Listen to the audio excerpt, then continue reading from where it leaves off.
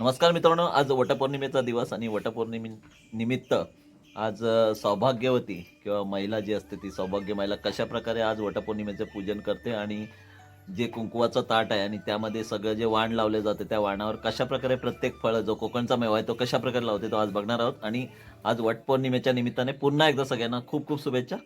So बघूया आपण पुढचा प्रोग्राम.